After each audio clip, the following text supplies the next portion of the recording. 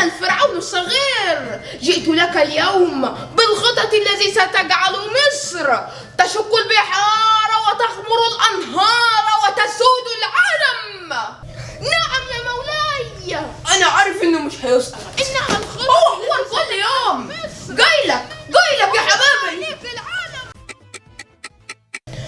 البحر وراءنا والجبل أمامنا وإحنا على الهوا. يلا يا حبيبي، خد كتبك وكشاكيلك ويلا برا بقى كده يا بابا. طب استنى عليا. من حقك كمواطن من أفراد هذه البلد أن أفعل ما أريده في هذا البيت. يلا يا ابن المجنونة من هنا. ما جابتش معاك؟ استنى اشوف لك حاجة تانية. الوطن للجميع والجميع للوطن. جرايات، انت مين مسلطك عليا؟ عاوز افهم. الواحد بيرجع من الشغل يرتاح ساعتين، تطلع لي انت على طول كده يا بابا. قتل اماني وطموحاتي. مش تفرح ان ابنك هيبقى ممثل عظيم؟ ممثل عظيم مين؟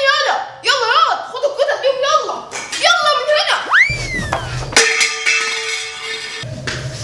ماشي يا بابا، بكره ابقى نجم وهتتمنى تتصور معايا.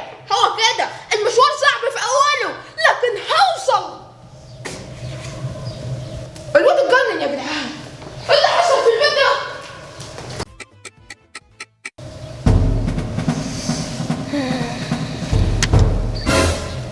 هاي الموت للاعداء. اعداء مين يلا؟ الأسلحة المتطورة دخلت البلاد. تبع مين؟ لا ده انت عايز حد بقى يعيش معاك في الدور. انا ما اعرفش حد، انا لوحدي. الحجوج بطول واسد. اذا فانك خائن عديم الاهلية. ستموت. انا ابوك يا ابن المجنونة. بقول لك ايه، انا ما صدقت دخلت في الشخصية فما تطلعنيش منها. نبدأ من اول وجديد. الموت للاعداء. وانا لسه هستناك تعيد من الاول. تعالى.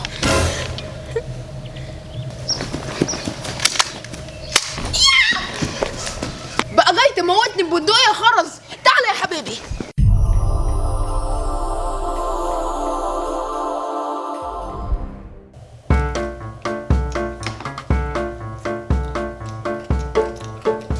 شوف بقى يا حاج، الطاجن ده مش زي اللي قبله. الله عليك يا حاجة وانت فهماني. هو ده الكلام.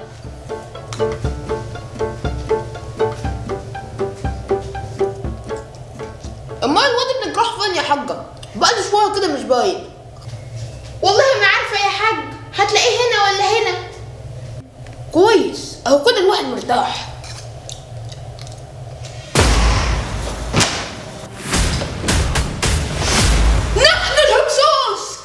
لغزو مصر. هذه الأراضي ستتغير من اليوم. حلو ده، وأنا هغير معاك. الحق يا حاجة، ابنك طلع هكسوس والنعمة نظبطهولك. أيها الهكسوس، انفدوا بجدكم، ده شراني وأنا عارفه.